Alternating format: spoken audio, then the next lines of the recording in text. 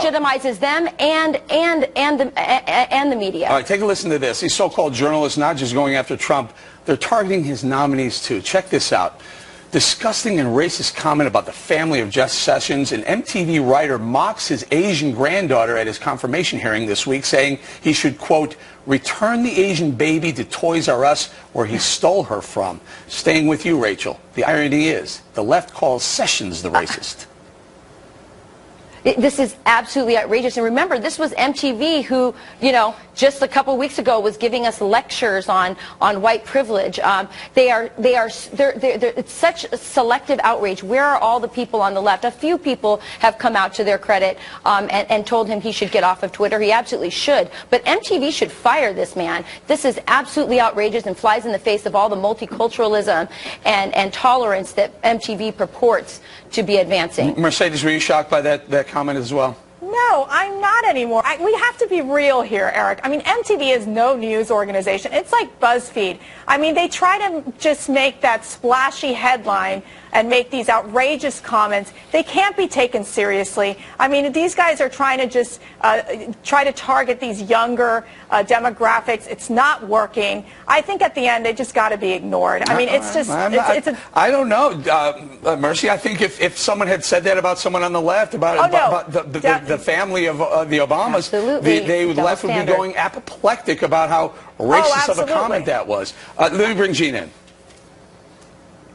Yeah, well, you know, Eric, this is my thing. I am shocked, but I'm not shocked that they said it. I'm shocked because I never hear anyone on the right, even in the most closed circles, ever say anything of the sort. This is the talk of the left. I've even heard this from people on the left. Sorry, Juan, not you, but others. And I can say to you that I hope they just keep rattling their mouths, because it is exposing who they actually are, and it also exposes a true gentleman like Senator Sessions, what the depth of his humility and the depth of his self-control is, and exactly why he should be confirmed. All right, so Juan, let's stay with the comment, the MTV comment. Yeah. Terrible, right? I mean, you have to condemn it. I don't like it at all. I mean, you know, I have multiracial grandchildren. I've had people ask me, well, how can their names be Pepper and Wesley? Like, oh, a black kid, or in this case, a multiracial kid, can't have that name. It's a white name. I think it's so racist, so ridiculous. And in this case, this was a tweet from an MTV writer, so I don't know that we should blame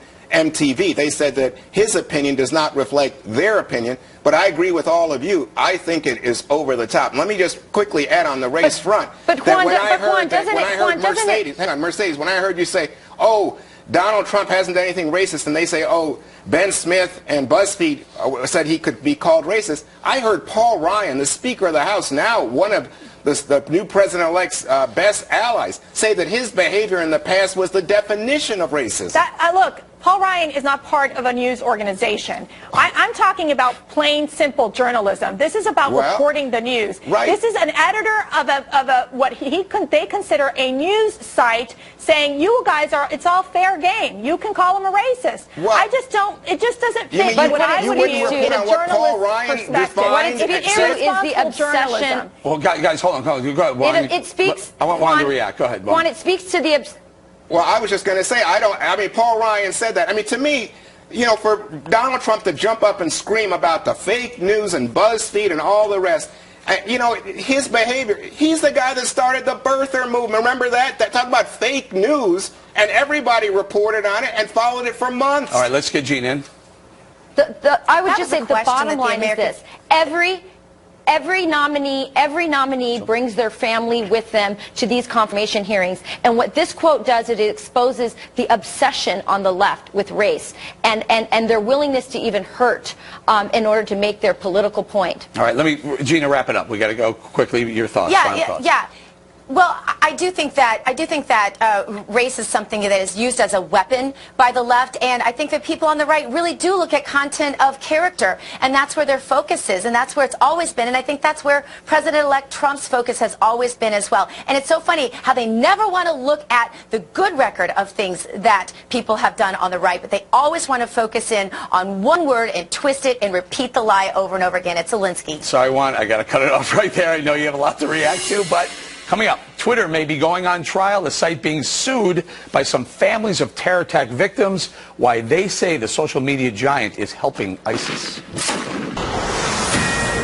Twitter getting sued in the fight against terror. The family of 3 Americans killed by ISIS supporters during attacks in Belgium and France, accusing the social media company of failing to keep terrorists off its platform. They say it's helping ISIS recruit and carry out their violence. So, Gina, should all sites like Twitter, Facebook, etc. be doing more to block terrorists?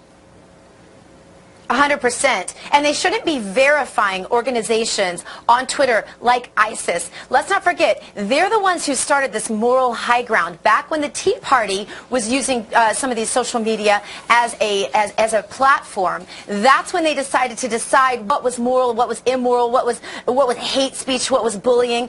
And now I think they need to stand by that, and they need to make sure that terror isn't proliferating on their platforms. Now, yes. Rachel, your thoughts on this? This is a tricky one because, you know, the free speech argument, it looms large in this.